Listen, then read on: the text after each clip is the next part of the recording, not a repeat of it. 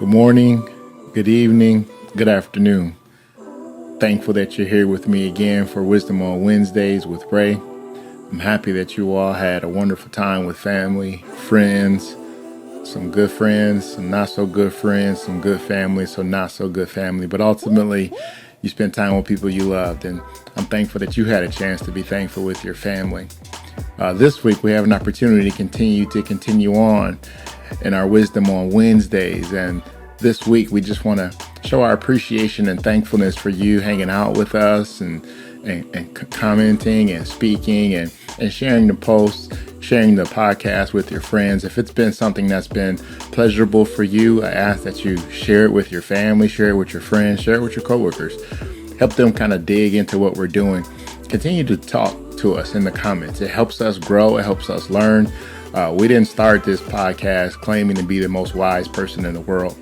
The premise of this podcast was to share some of the mistakes I've made and some of the lessons I learned through being wise by not making the same poor choices that I did in my youth. So today, I have a privilege to be able to introduce you to this inflection of wisdom in which I want us to focus on believing in yourself. You see, believing in yourself is something that's very vital for a wise person because people look at you as a person who's a resource. People look at you as a person who has battle scars. You've been through some things. You've learned some things. But ultimately, we don't want to be that person that people see more value in us than we see in ourselves. We don't want to always be the person that is always resourceful, that's always available, that's always pleasing people, that's always Johnny on the spot, right? But the thing is, before we can be anything to anybody, we got to be something to ourselves. So you've got to believe in yourself.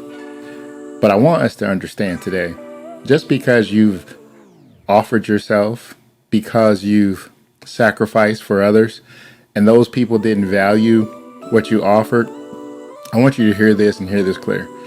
Just because people mishandled you doesn't mean that you're not valuable. It doesn't mean that the gift that's inside of you isn't valuable because other people devalue you. Some people don't know how to cherish the gifts that are in their presence. Many people have learned this term hard way. You don't appreciate what you have until it's gone. So I want you to be sure that in order for you to maintain what God has put inside of you to be a gift to this world, to continue to pour into yourself, to continue to work on yourself, and ultimately continue to believe in yourself. So what is it, family, that we should be believing in? Well, you've been born with a gift. You've been born with talent, time, and treasures. You see, all three of those characteristics allow us to continue to be what God created us to be in this world. You understand time is of the essence. Time is the most valuable resource that we have. Time is that thing that you and I do in private, working on that gift, working on that talent, perfecting the thing that God put in us. He may have given us some things that can really rock the world. He may have given us some things that we're still working on. But I want to challenge you today to work on yourself in your time. The time that you've been allotted here on this earth. Don't wait for somebody else to see more in you than you see in yourself. Recognize the gifts that are inside of you and take time to invest in your gifts. Start back reading books about your interests. Start back taking classes about those things that you haven't studied in a very long time, but you're just naturally gifted at it. Work on your craft in private, and I guarantee you will be rewarded publicly. Take valuable use of your time. Your time is one of the best gifts that you'll ever receive. One of the best gifts you've ever been given. The way you know it's so valuable because you'll never get it back. The time you invest in people is time that will either cause fruit to come forth or it will be futile. Time is something that you share with people who appreciate your time. You see that's where this is going? When you believe that your time is valuable, you will be a person who will have boundaries around your time. You will be a person that will value your time. You're also a person that will make certain that those people who want to pour into you understand that you value your gift, you value their time and yours. You see, this is a reciprocal, friends. It's not all about people fitting into your schedule, but ultimately, if you want to grow, you've got to make time on your schedule for people to pour into you. Secondly, you got to make certain that you take those treasures that have been invested into you. Take those treasures and make sure that you make the most of everything that's been given to you. Those valuable things, those valuable ideas, those valuable dreams, those dreams that wake you up in the middle of the night and it seems like you can't go back to sleep. I want to challenge you today.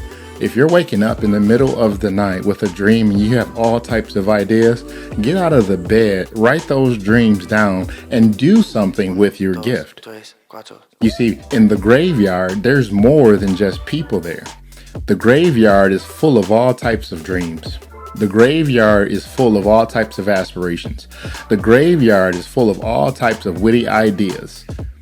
I'll ask you this question. How many of those great ideas are inside your head will be inside the casket with you when you go to be with the Lord? Don't let any of your dreams die with you. Don't let any of your imaginations die with you. Try everything. Just because, I'll say it again, just because people may not see the gift or the talent or the value in you does not devalue the gift that you have in you. You see, the treasure that was given to you was given by the one who treasured you. So you see, God knew you before you got here, and he put something inside of you that's going to change the world. But ultimately, you've got to recognize that the treasure inside of you is valuable just like someone else's. You see, friends, we don't value our treasures because our treasures right now may not be making us money. Our gifts to the world may not be things that we can get commerce off of today. But what if, just what if your gift was to complement someone else's gift? And together, in community, both of your gifts can actually do something phenomenal to change the world, to change generations behind you. But we live in a society that we want to be the person out front. We want to be the person on top. We want to be the person that's celebrated for our ideas, for our intellectual properties. And that's all fine and good. But ultimately, for us to go forward, sometimes we've got to partner with someone else. And maybe our calling, maybe our gift to the world is to partner with someone else. And I'm reminded of a scripture that your gift will make room for you and put you in the presence of great men. So don't be afraid to put your all into someone else's ideas, to put your all to complement someone else's dreams, because ultimately when they take off, you're going to take off. Ultimately, when you invest in other people with what God has given you, you're going to be able to do things that you never dreamt of. You're going to have more ideas by partnering with other people. But when you keep all your ideas to yourself, when you keep all your aspirations to yourself because you're afraid that people won't value you, you have to be very careful of not valuing who you are because people don't see it. You also have to be sure that you don't talk about your dreams and your aspirations with everyone. You see, there's a danger in sharing your dreams with people who aren't prepared to promote you, with people who aren't prepared to celebrate you, with people who aren't prepared to embrace this vulnerable state that you're going to be in. You see, when you trust people with your dreams, you basically trusted them with your future. When you trust people with your dreams, your aspirations, your goals, you've basically given them the opportunity to celebrate you or assassinate you. I'm reminded of Apple. Apple, 3/4 of the world have an Apple product in their home, in their pocket, in their car. But one thing's phenomenal about Apple. Before they release a product, they don't give any hints. Before they release a product, they're very strategic on how they hide, how they black out the windows, how they let all of their workers come into the warehouse with no cell phones, with cameras on them, because they don't want anybody looking into their future. You see, friends, you have to be protective of the people that you allow to see your dreams. But don't be afraid. Once you've been certified, once you know that you're ready to release your dream to the world, your dream may be the component on the inside of an iPhone that allows someone else's dream to take off to the next stage. You see, I want us to believe that we're so valuable, we're not afraid to be second or third in the pecking order. You see, the world has us twisted that if we're not number one, we're not valuable. If we're not at the top of the list, we're not valuable. If people don't call our names, we're not valuable. But what if, just what if, your contribution to the world was to help somebody else be out front, to support somebody else's dream? Because you have to be faithful over few things before you're rewarded with many. And finally, as we value our time, as we value our treasure, we have to be sure that we also make certain that we value those things that are given to us in every aspect. Our talents. Our talents are those things that many people don't understand about us. Our talents are those things that people think make us look strange to the world, because nobody can do what you do. Nobody can say things in the manner in which you say them. Nobody can do those things in the way that you can. But we don't believe that our talents are significant because we may have shared those things with other people and they don't understand it or see it the way we do. That's your talent. That's your dream. That's what's going to change your family's life. Why would they be excited about something God gave you? You have to be excited about it. You've got to believe in the success of your dream. You've got to believe that this is going to change your life. Because if you don't believe it, why would you expect anybody else to? We've got to be careful telling people about our dreams, because we have an addiction for people to co-sign our dreams, our plans, our aspirations. And when people don't co-sign our dreams, our plans, our aspirations, we devalue them. We didn't even give the world a chance to devalue it. We devalue it because we want somebody to give us a data boy. We want somebody to say, you can do it. We want somebody to say that I believe in you. But friends, I want to encourage you today that many of your dreams will be misunderstood. Many of your plans will be misunderstood. Many of the things that you're going to do that God put in your spirit that you just cannot shake, they stay on your mind all day. When you daydream, you think of it. When you're trying to fall asleep, you think of it. When you're trying to speak to people, you're daydreaming about it. God put that inside of you for you to do that thing. People aren't going to understand it. People aren't going to see how it's going to come to pass. But God gave it to you. What type of steward are you going to be with the dream that God put in you? Will you believe it? Or will you allow that dream to go back to the dirt when you end your life and you go back to be with the Lord? How many dreams are going to die with you? How many dreams are not going to come to fruition? Why won't you make it happen? Why won't you try? Why won't you work on it in the dark? Why won't you work on it in the wee hours of the night? Why won't you work on it early in the morning before the kids get up? Why won't you work on it? I know why. Because you don't believe you can do it.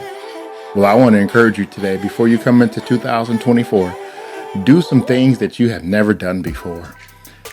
Some expectations on yourself that you've never done before. Get out of the bed when it's time to get out of bed, not when you want to. Get up. Do something productive. Chip away at your dream every single day. If you don't have the resources to make your dream come to pass, write your entire dream out. Writing your dream costs nothing. But in order for this thing to come to pass, you've got to write it down. You see, when you write it down, you believe in it.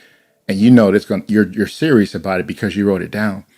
And I want to give you a key component that blessed me when I started making plans for organizing Newfound Hope Community Church. When you write things down, you give God the permission to edit your plans. You see, when it's just swirling around in your head, there's no commitment. But when you write it down, there's a commitment. And you put it before the Lord. The next time you come back and see it, you give him the privilege to edit. You give him the opportunity to make changes to those things that he put inside of you. You may think it's going to go this way, but he said, no, my son, no, my daughter, this is the direction it's going to go.